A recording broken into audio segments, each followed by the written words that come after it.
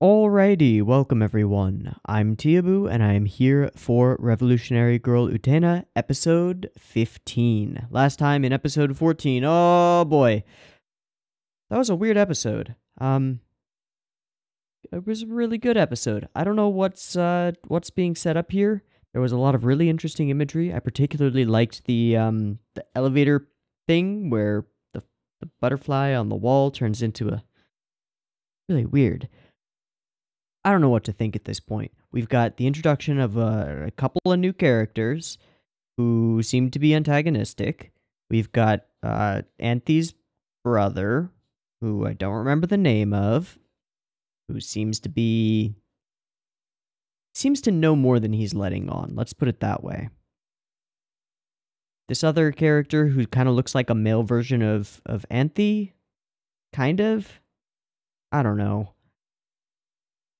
Lots of weird stuff, and it all led up to another big kind of climactic fight with a person who had been stabbed in the heart with a black rose and became bad, I guess.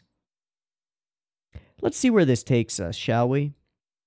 There will be a beep beep timer on YouTube. There will be picture-in-picture versions in the description. You can go and get them. Timer-based version on YouTube, beep beep timer goes boop boop boop beep, and on the beep and the green light, that's the same frame the video starts playing. Let's get into Utena. Beep beep timer goes here.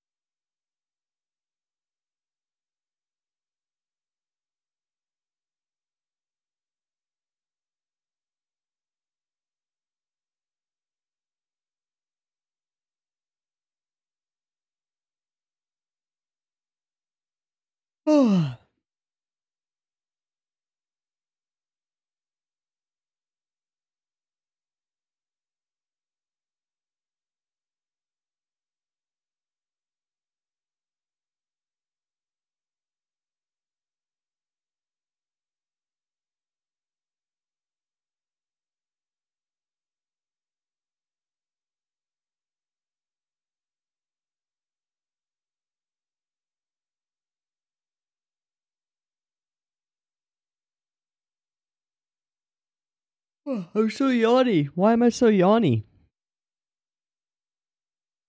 Miki, hello.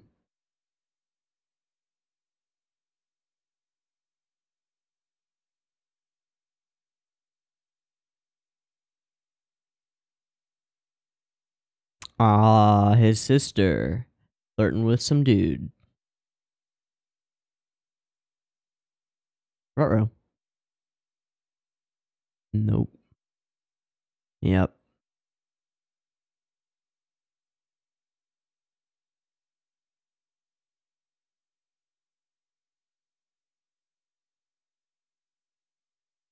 Now she's putting on a performance for him.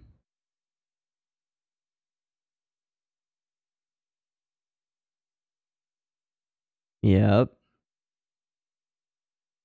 To what end?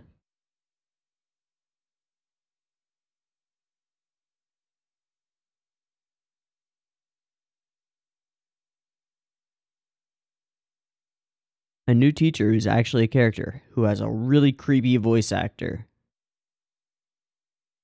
Is this guy gonna try and fuck Mickey? I think he is. That hand was real low. Oh. Yeah. Wow, that is a really cool shot. The world seen from Kozue. Okay.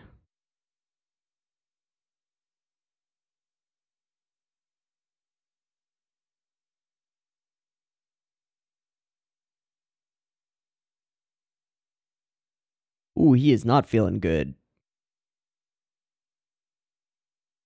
Listen to Sad Record. Ooh, she's in her battle garb. Why? I wonder why. Huh. Okay.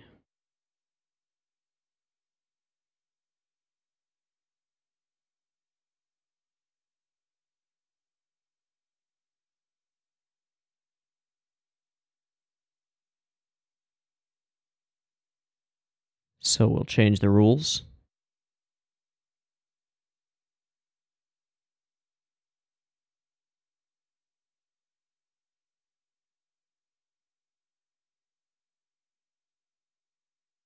Entrust the swords of their hearts.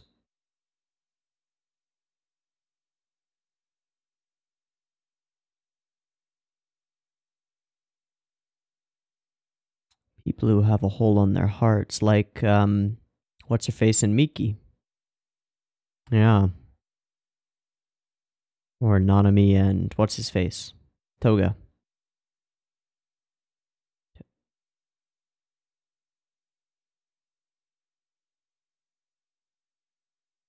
Hmm.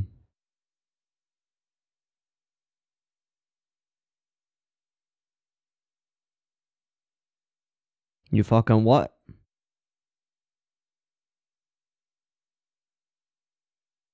Utena? Or Anthe? Do it, Miki! Okay, it's Anthe. What's up? Uh-huh. Uh-huh.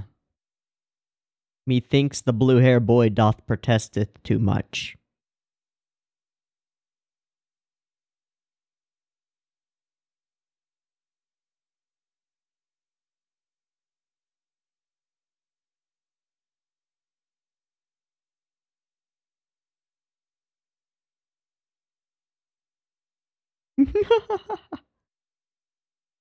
Piano. Oh, and it's already eaten. Indeed he is.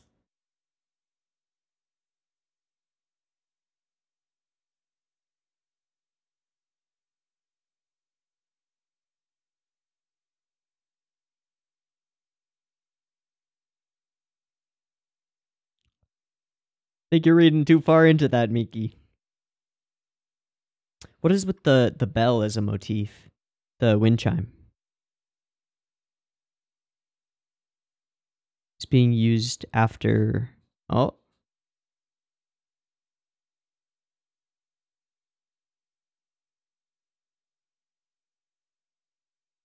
Utena is rooting him on. That's pretty cool. The music teacher. I get some not so good vibes from him.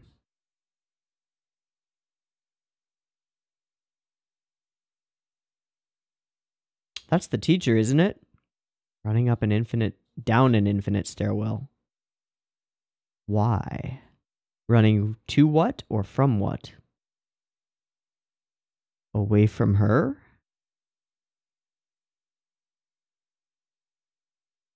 Hello, Judy.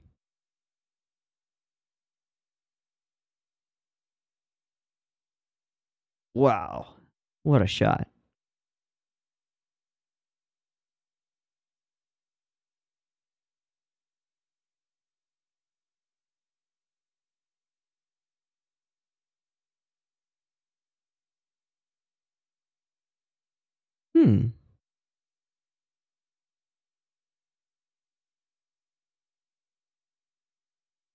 Okay. So, wow, that is a big moon.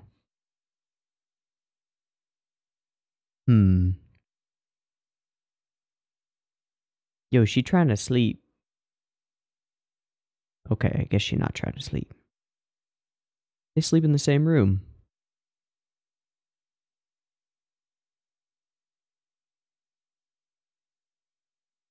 An untouched milkshake. Okay, playing with Anthe. Cue music teacher.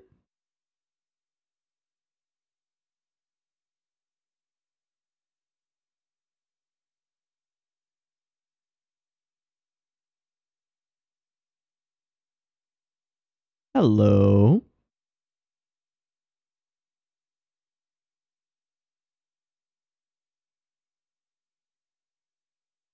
Ah, same room, same beds, everything. Gotcha.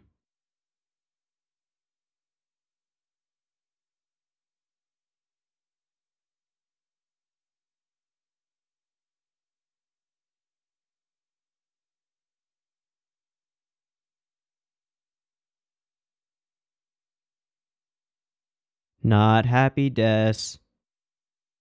Okay, so something fulfilled itself for that black rose to be plucked. So they're gonna go after her next. To pull the seeds, pull the sword out of his heart. Ooh, different music. Is this Nanami? Whoa, different lines. Whoa, it's Nanami. Okay.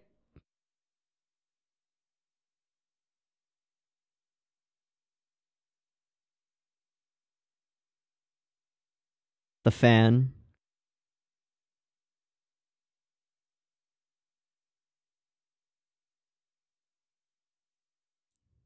That sound. Turning like a fan, yeah! Where did all those pinwheels come from? They were just visual. Oh.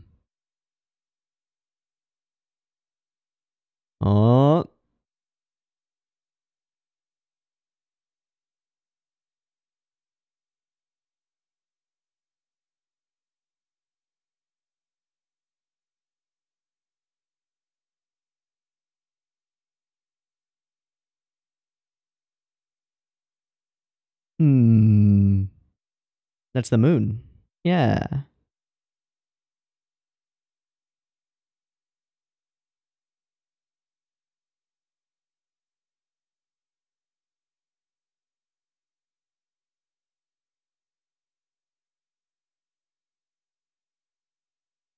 Metronome ticks. Yeah.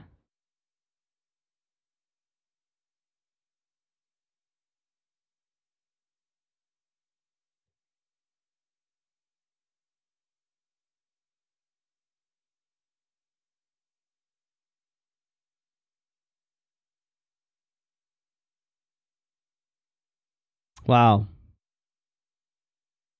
That was cool. Alright, so... Okay, we got butterflies disappearing again. Blender in a picture turning on. Okay, making a milkshake.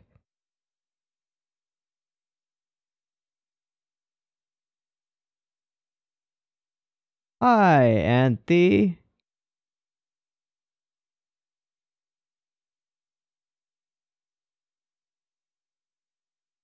She doesn't really feel that way.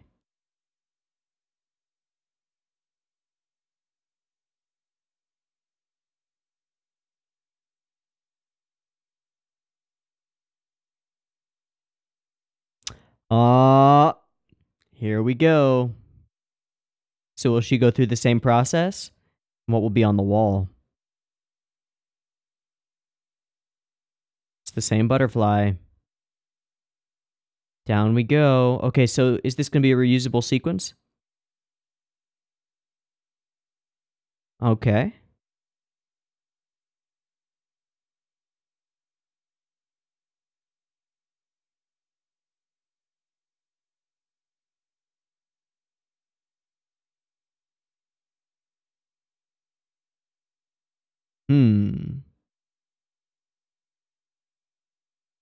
Down to a caterpillar.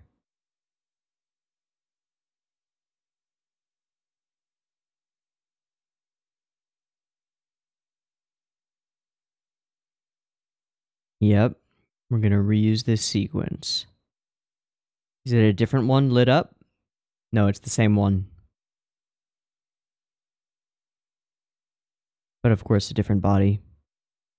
And it's down to a leaf. Is that her playing? It is, with the flower there.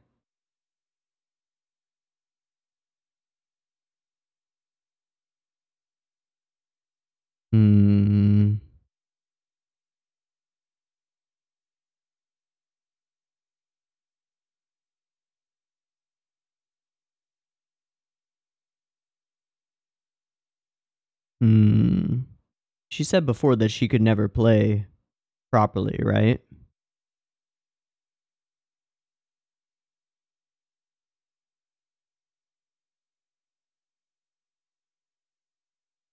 She's got the ring. We skipped the sequence this time. Is she gonna draw the sword from his heart?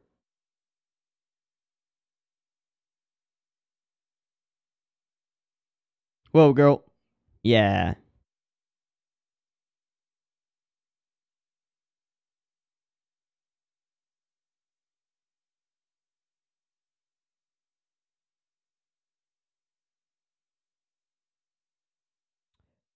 The rose is suddenly there, and he just had a heart attack. Oh, God. Okay, butterflies are becoming a motif. And sword. Secondary antagonists born from each of the primary antagonists. Holy shit, that's good.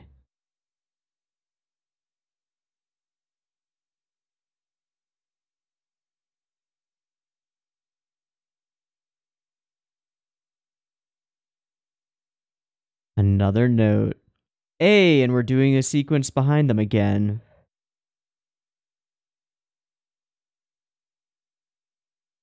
So this would be Seiko.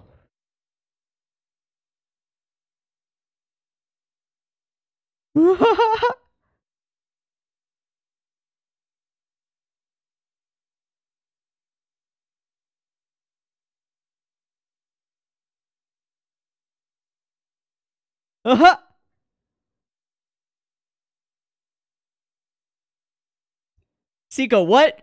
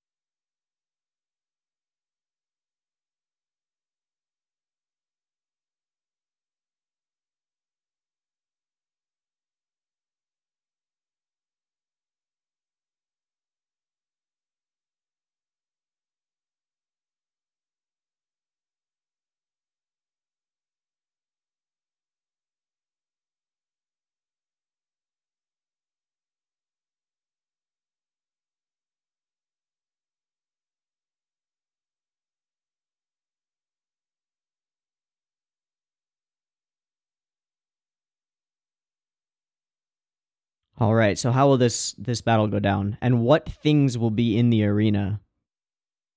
So there were all of those desks with the flowers on them last. Desks again, but with mugs of milkshake. Interesting.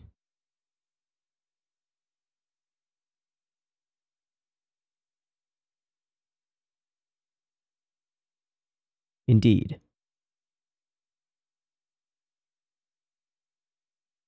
Are there bodies on the floor again?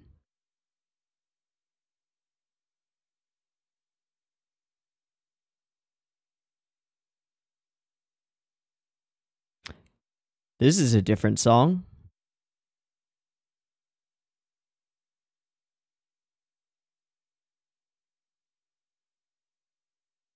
I like it.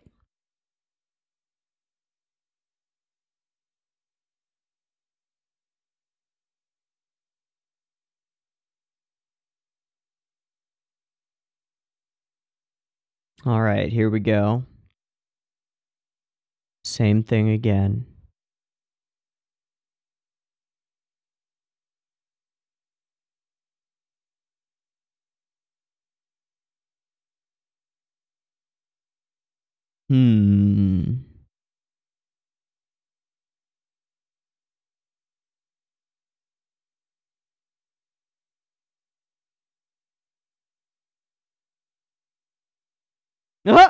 Anthony! Whoa, girl. Okay. Sword gone. But is it hers? Yeah. And what's Miki doing right now?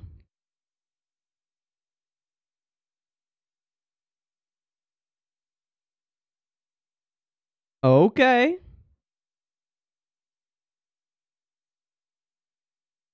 Whoa! She's doing that thing. Plus the prince. And lunge. Okay, reused lunge. Shing! Reused flower petals going away. Okay. Same sequence.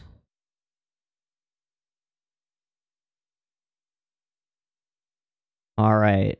She's in one of the thingamajigs and the ring is broken. Okay.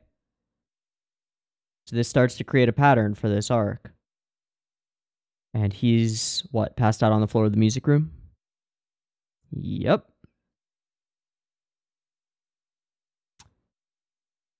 Whoosh.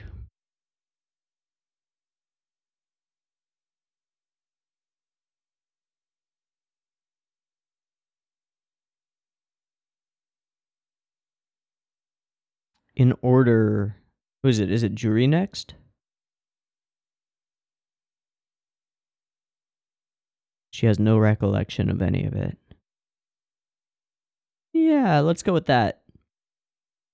No, you were co-opted by a strange and mysterious power.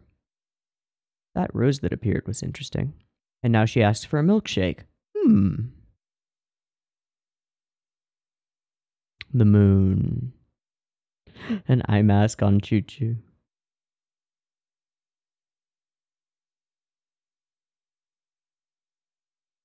And she goes to meet with him again.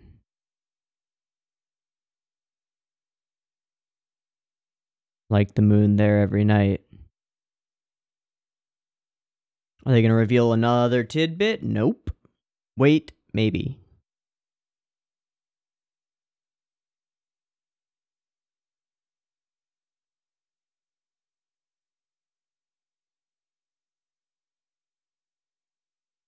Choo-Choo?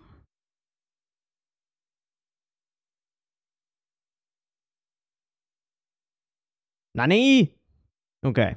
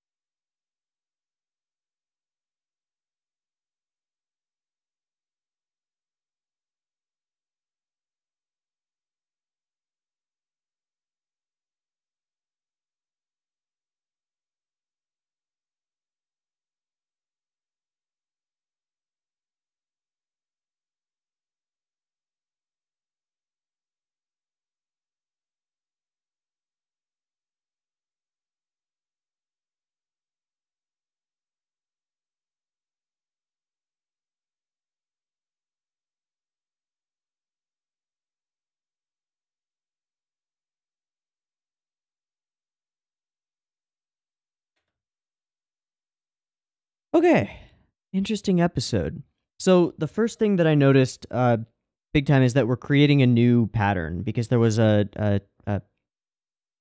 pattern for the student council arc, the first arc, and now there's a new pattern for the Black Rose arc.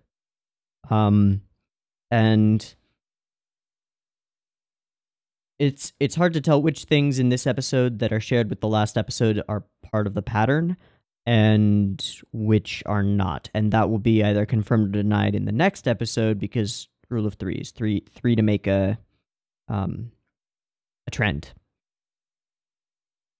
We'll see if they do a rule of three subversion and really fuck things around in the next episode. It's quite possible. Or if they do the rule of three's confirmation and then subvert on the fourth. Or if there's no subversion. We'll see. this could go on for a long time before they actually decide to make things go real crazy. But we'll see. So, let's go through this episode. Yeah, let's go through this episode. We'll see what we can find just skimming through it, and then do more of an overall talk at the end. All right, so we open on Miki. It's walking through the hallway that we've seen many times. This sort of looks like a chessboard. I don't know why, but that's never stood out to me before, and I noticed it here. Maybe we've just never gotten this angle before. He hears a dash of music, and it's his sister. That's used as the introduction to his sister being there. She's flirting with some guy. She notices his presence almost immediately, and then changes her behavior in order to put on a show for him, which is sort of explained later in the elevator sequence. She dates guys that he won't approve of. I'm going to have to rewatch and refine the subs for that portion because I'm not sure on why. It wasn't super clear to me when I first saw it, so maybe I missed something. She pulls the guy closer and starts whispering and laughing, and it doesn't matter what she says because she's putting on a performance for Miki who can't hear her. We can see that this impacts him, and we can see that she cares greatly that he turns away. Yeah. Fantastic. And then he is reflected in her eye. I really like this sequence. Eye turns, she turns, we zoom in on the eye with a crossfade, and then she blinks and he is there in the reflection when he wasn't before. I really like this sequence. It's aesthetic as fuck. And then this piano teacher enters the frame, and he immediately comes across as not a good dude and potentially a pedophile. It's something in the way that his voice actor is performing.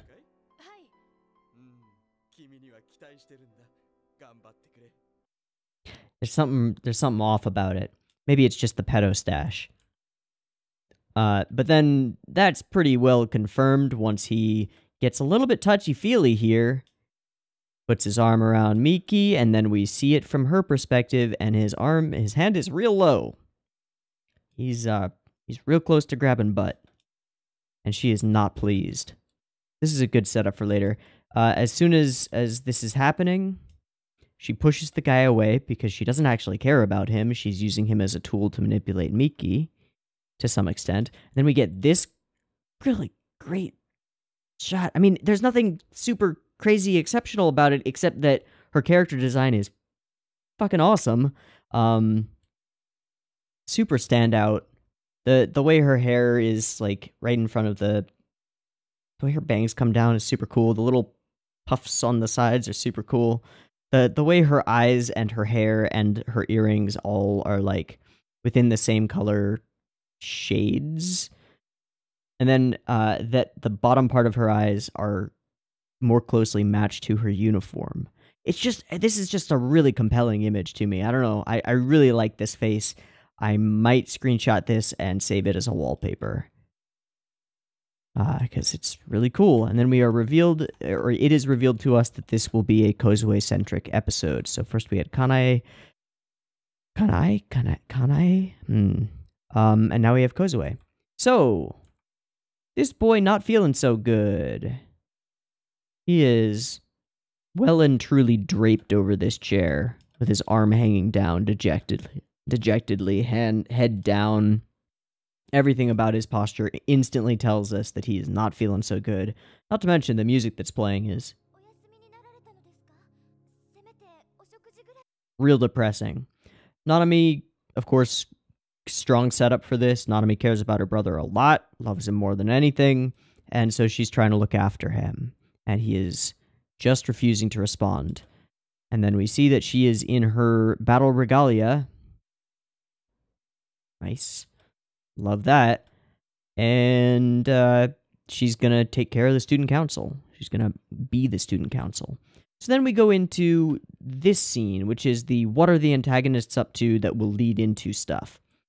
And the student council members, by the nature of their first battles, I assume, have created swords in their hearts. Right? Swords strong enough to defeat Utena Tenjo may have crystallized inside their hearts. That is what my black rose tells me. It's the black rose that grows in this pool of, I don't know, is this water? Energy? Is this the end of the world? It's just a black blank space with a glowing aquarium in the middle of it where a single black rose blooms. It's real weird.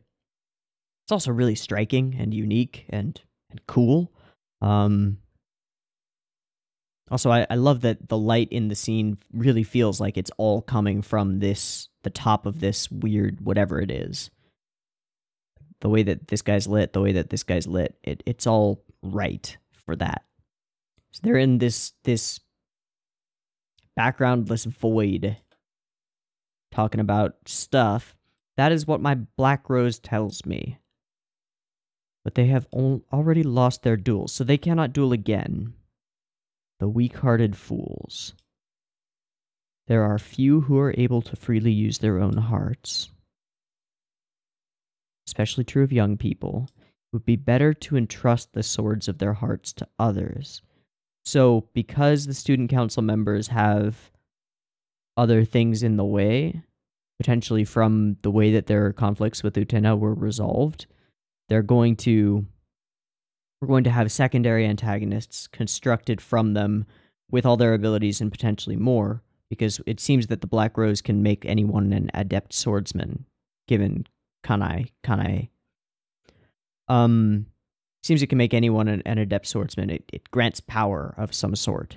Being black-hearted, I guess, lets you be cruel. Maybe that's something to the message. But we will take the swords crystallized within the hearts of the student council members, the people who have been beaten, and we will hand them to other people who have strong connections to them.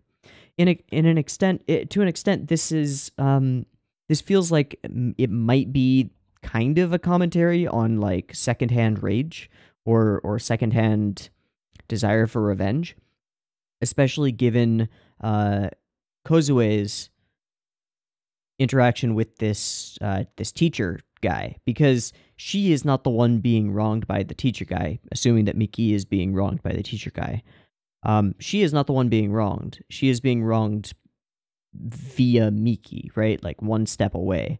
But she has chosen to take drastic action regardless, in order to protect somebody who she cares about. And this is similar to Nanami, which makes it interesting that Nanami is the new student council member, since that would lead to, if this follows the same progression as the first season, that would lead to a Nanami-Utena fight with Nanami of the Black Rose using the sword of her brother.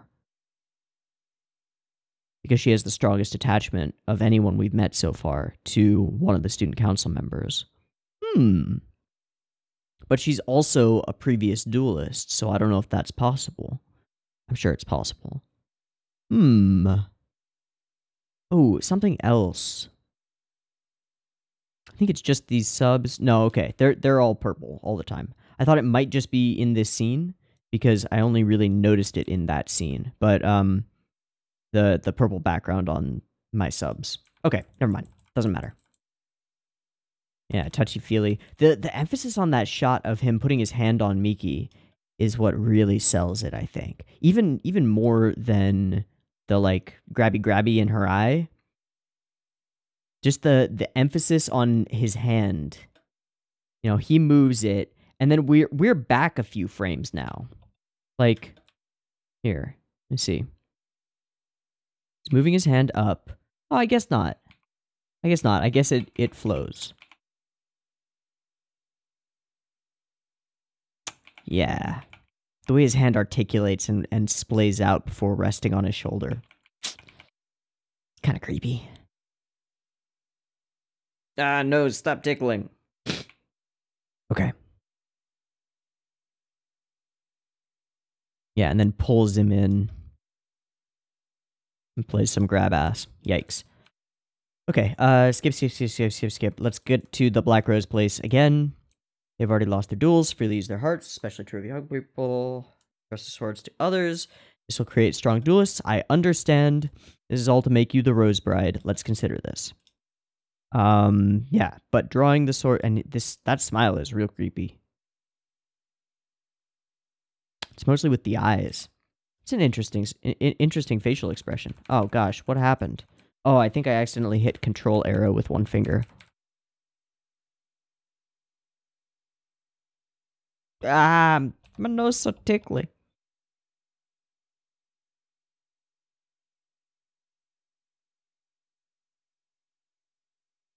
Yeah, it's all in the eyes.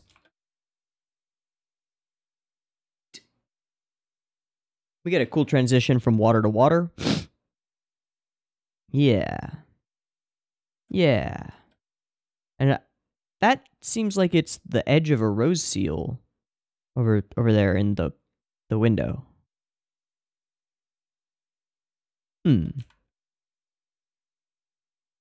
Doesn't really matter, I guess. Just a stained glass thing. She's approached by her friends. They banter about boyfriends. This lets us into the way that she treats men. And the way her friends see it. Interesting. And then they want an introduction to her brother. Okay, but there's a girl he's been attracted to lately. And that's all. That's all we get. But she's in a not so friendly position. The way she's glaring up at us. It's interesting. We go to Miki being cute and kind of bashful about going in, and then being even cuter and more bashful once Utena arrives. And Utena is sort of cheering him on, like, yeah, dude, just ask her. Play the piano. Ah, the bell, the wind chime. Right.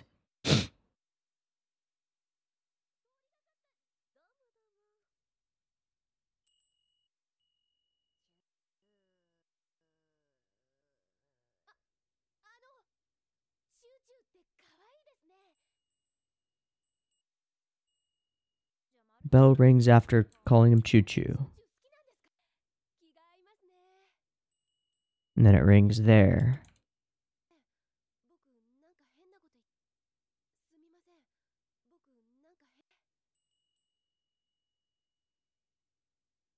Dingling and then awkward.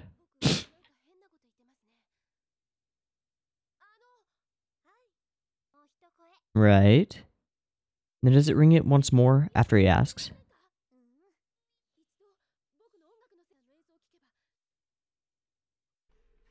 I don't think so.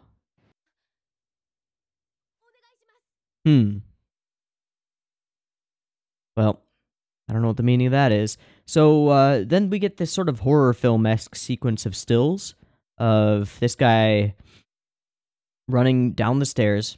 It's down, not up. I thought it was up because of this shot. But it's down the stairs. His music is flying, clearly running from something. And reveal is that it's Kozue.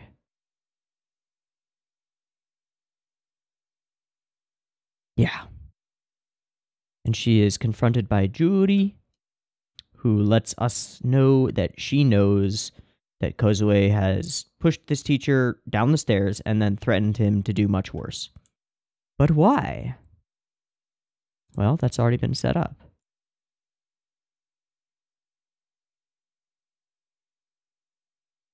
Because that man is always...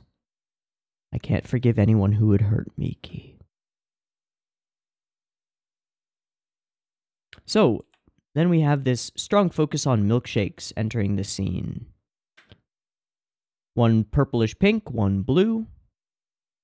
Also, the background in this sequence just, like, disappears. Interesting.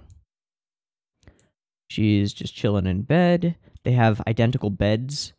Two birds pointed at each other with a sky between it. It's almost like a stage with the curtains there. Is that a window? Otherwise, why are those curtains there? Are they just decorative? Interesting.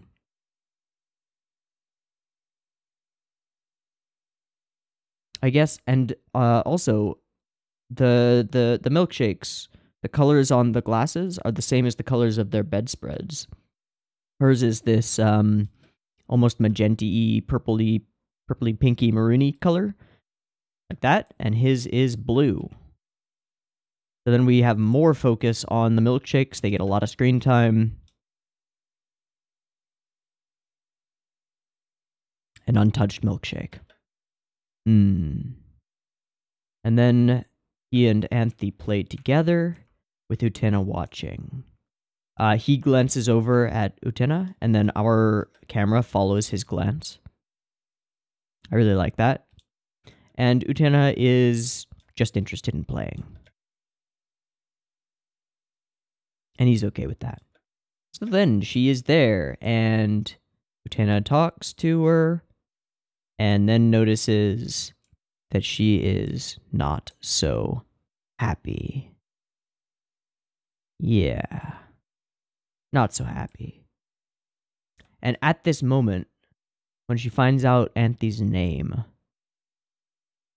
the rose is plucked. So something became ready at that point. At least I think so.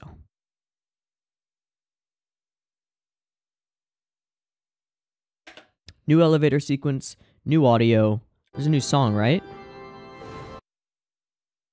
Editing me, please mute that in post. Let me keep the volume down. It's real loud.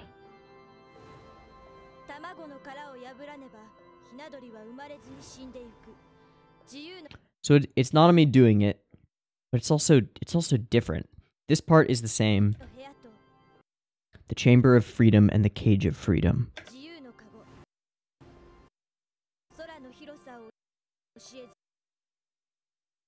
Alright, I'm just gonna mute it. Without revealing the vastness of the sky. Both care for the chick.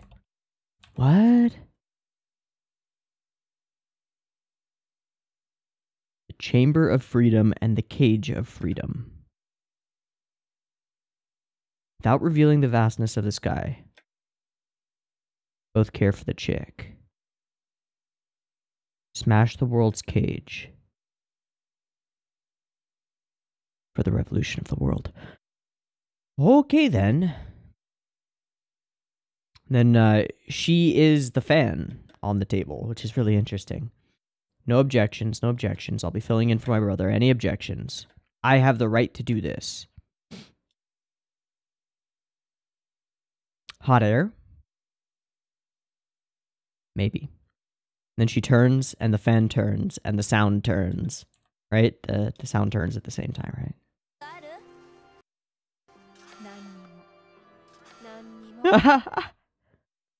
None at all. None at all. Except... So, this is kind of cool.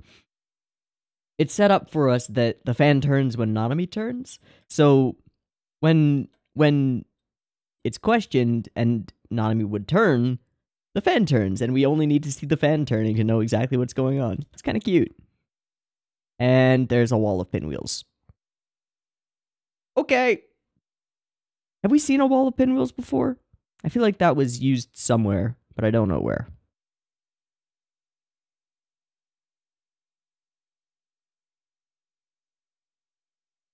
Well, she is my sister after all, right? So Utena goes and meets with this guy again. They have that conversation about the moon. Oh yeah, he really cares about his sister a lot. But maybe not in the way that Utena assumes. I don't know, man. There's some weird stuff going on there. With their nightly meetings and such. And we're shown these roses. 1, 2, 3, 4, 5, 6, 7, 8, 9, 10, 11, 12, 13, 14. Is that a meaningful number of roses? 14 roses.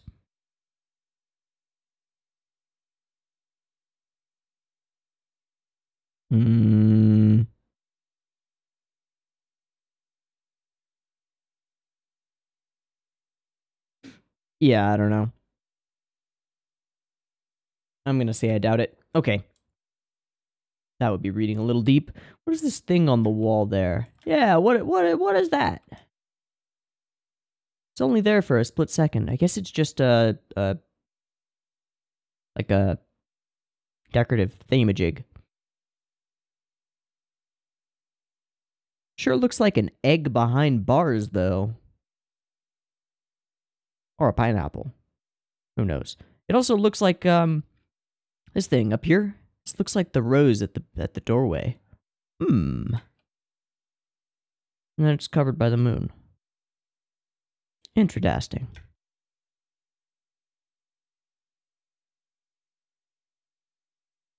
So he likens Anthe to the moon by saying you don't normally think about it and it doesn't really serve any purpose, but occasionally it's nice to look at it. The fuck, bro? That's a human being. She's not there to make you feel better. Little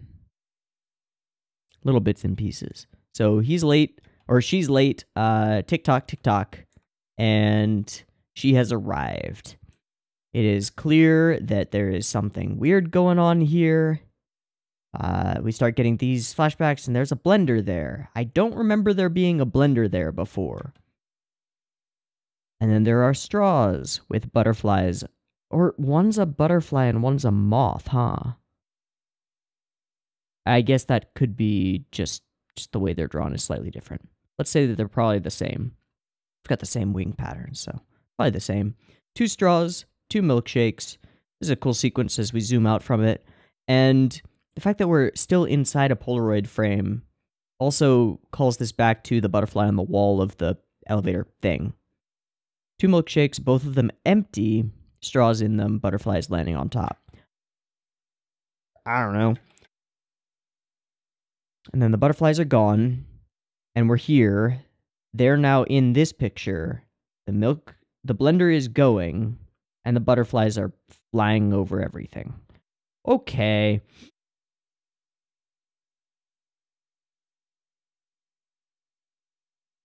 Okay. Then there's a scene with her eyes sort of narrowed. Right, okay, so she gets seen by Utena, or by I keep doing this, sorry. By Anthe. Anthe is not reacting at all. You saw, she feels like she's done something wrong. Kind of the way that Miki acted at the door when Utena came up on him.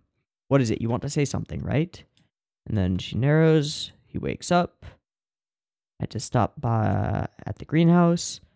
Okay, so she can't do it. Right, she hasn't been indoctrinated yet, or whatever the fuck this process does. A lot of this footage is reused. It's just got a different cell for her.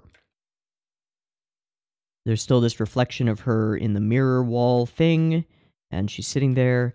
Same sequence in a lot of ways. Going down from butterfly to chrysalis to caterpillar as she goes, I guess, deeper into her consciousness. Deeper, go deeper. But Miki's heart is drifting further and further toward that girl, and she does not want to be left alone. But she's the one who didn't drink the milkshake. There's symbolism there. And then he again gives a false choice. Your only choice is to revolutionize the world. He gets people to reveal what's bothering them, the biggest thing that's bothering them, and then tells them that there's a road to fix this, to revolutionize the world. And thereby gets, to some extent, their consent. I don't think Kanae was consenting, though, to being stabbed in the heart with a rose. Magic black rose. The path you must take has been prepared for you. All this loaded language. The papers, the music sheets scattered. The leaf on the wall. And then we open on her playing. It's immediately apparent that it's her. Thin, long, feminine fingers and light skin.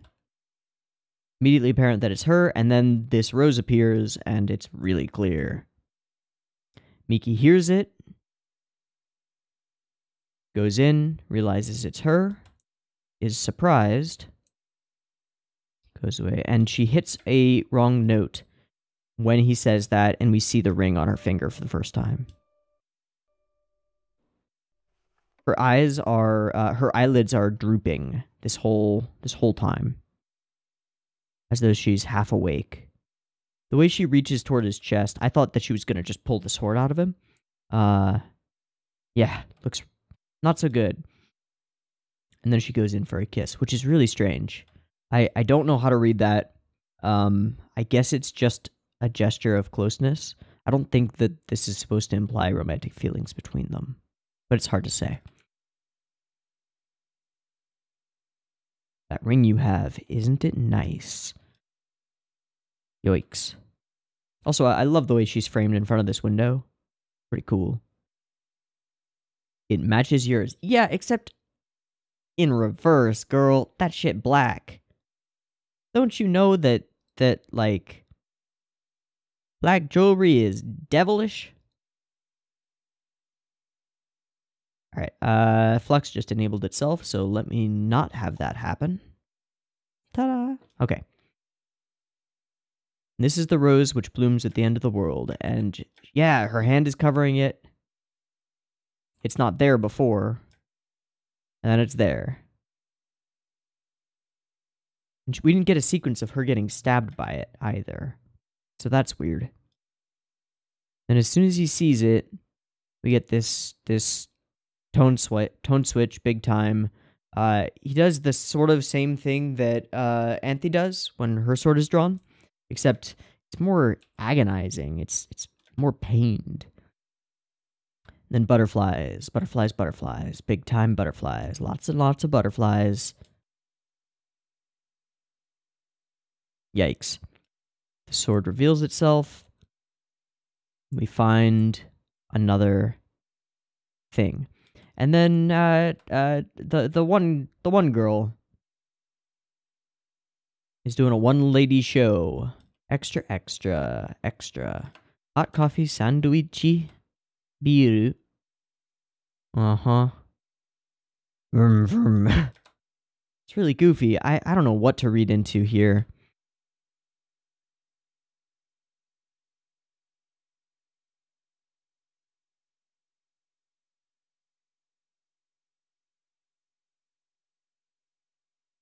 I don't want anything to eat. I don't want anything to drink. And then immediately asks for one.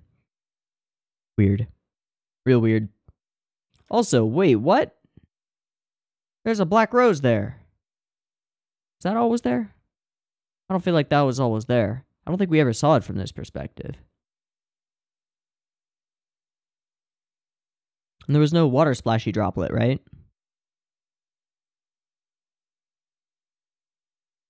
Yeah, no water splashy droplet. Okay.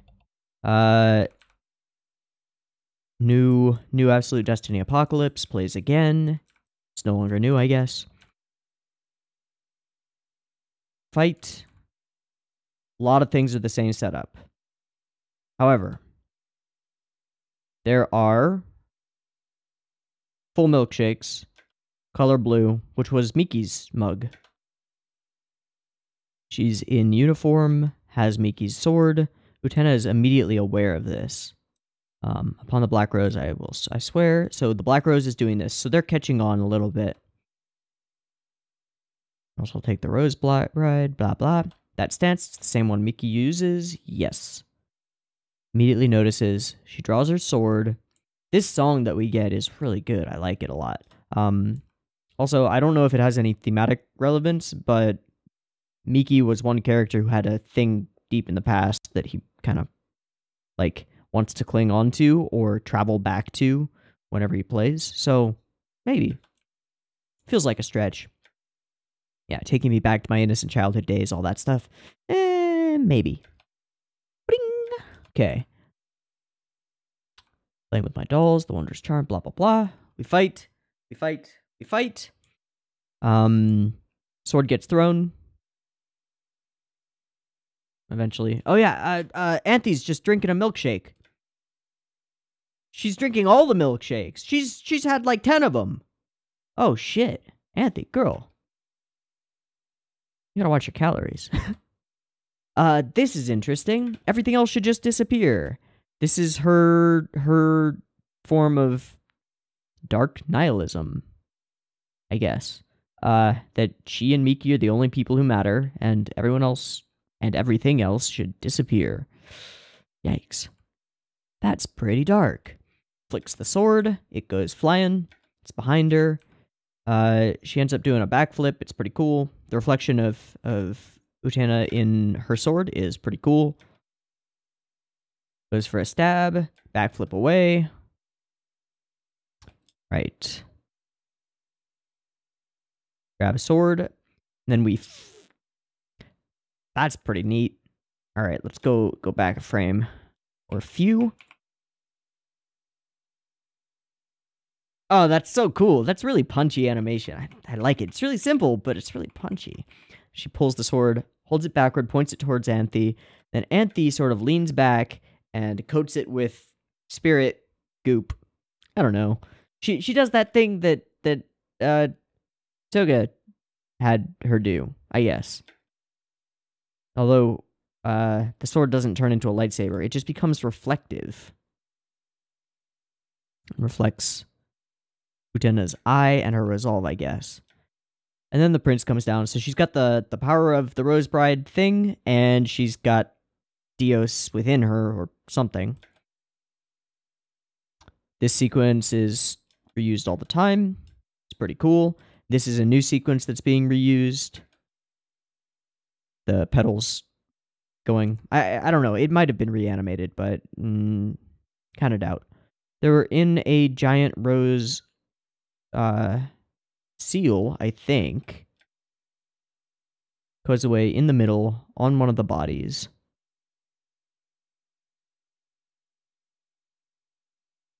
Okay. Okay. Ring broken for her brother. And then Miki wakes up. Coffin goes into the fire. That was only the first, right? Failure, but it was only the first. There are other members of the student council. I think jury is next. I don't remember. Then transition to 2 empty milkshake cups. What happened to the Black Rose Crest ring? No recollection. No idea at all. I don't think anything has changed in the room. Get this rose up there once more. Don't know why.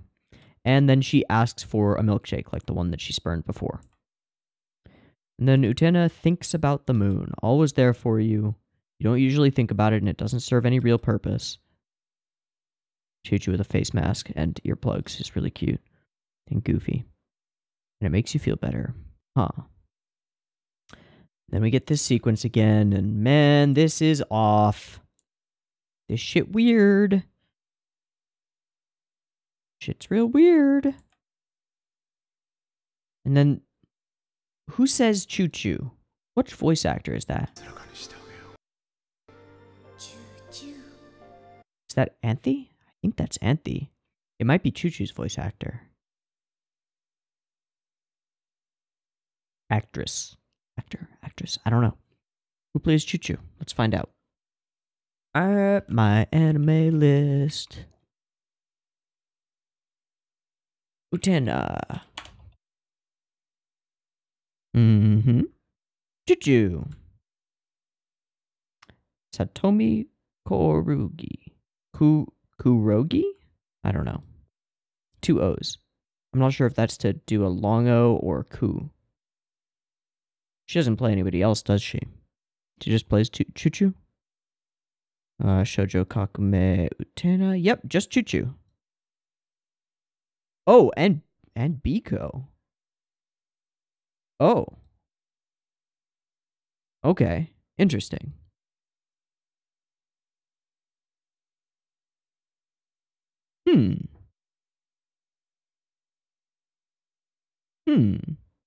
Do any of the other 2 Ko play other characters?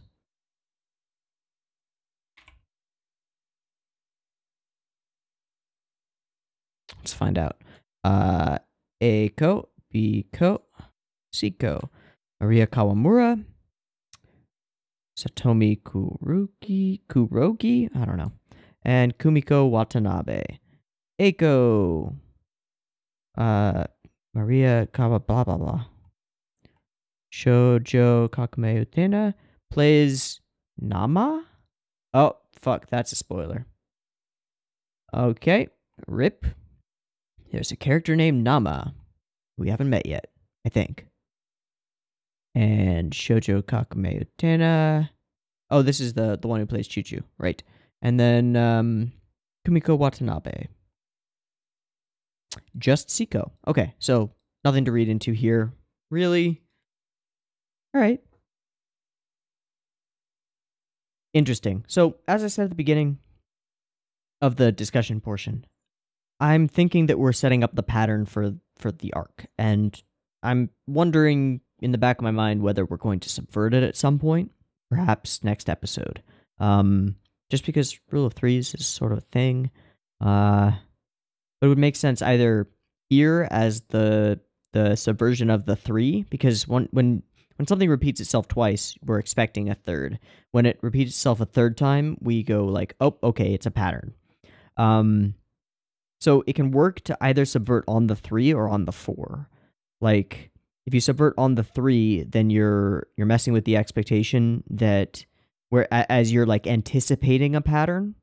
And then if you subvert on the 4, there's a pattern that has been confirmed, and we will think that it is coming again. We'll be like, okay, this is going to happen again. And then if you subvert there, then it's like, what the fuck's going on?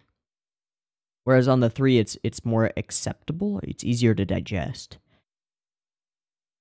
Regardless, it doesn't really matter. They could do that or not do that or whatever. But this pattern is being set up. A Black Rose, seemingly a council member, somebody close to that council member who has some reason to fight for them. Or against Anthe. More against Anthe, I think. If it is Juri, then who from her story would make sense? Would it be the guy or the girl? Probably the girl. If that's the way that we're playing this. It might be different for each student council member, but seems, just given the conversation of the Black Rose boys, that they need someone close to the council member to extract the sword of crystallized whatever.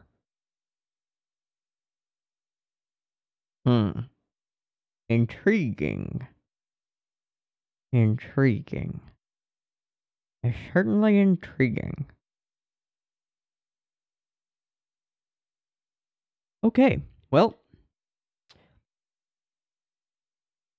Nanami's president, so everything's fucked. Yeah, this is an interesting arc already. Visually, in terms of design, it seems to be saying more with its screen time. Not quite sure what it's saying, but because a lot of it's sort of speaking in tongues that I don't know how to parse. But it does seem to be attempting to say more, and it's building off of the foundation that was set up in the first arc. So that's cool. It's a cool way of building a narrative with an entire arc dedicated to what feels like its own story, certainly, but it's also just setting up the foundations for the next one. I wonder if the third arc will be in the same vein, setting up something above and beyond on the basis of this arc. We'll see. In any case, I'm going to wrap it up. I'm doing chill stuff at the end now, so yeah. If you liked this video, go ahead and do that. If you hate it, go ahead and dislike it. You probably aren't watching anymore, so if you're not subbed and you want more videos like this one, I make them, so maybe you want to do that. And if you are subbed and you're not getting videos, maybe the bell can help you. Maybe, if YouTube cooperates. If you really like this content, but if you really like this content or want next week's Utena a week early, you can head over to patreon.com/Teeaboo to get early access to it and a bunch of other things that I watch, along with Discord access and the ability to vote in polls. It's a good time. Would recommend. I have no ulterior motive for saying that. Alright, I've been Teeaboo, this has been Utena, episode 15. I hope you've enjoyed it as much as I have, and as always, I hope to catch you in the next one. Peace.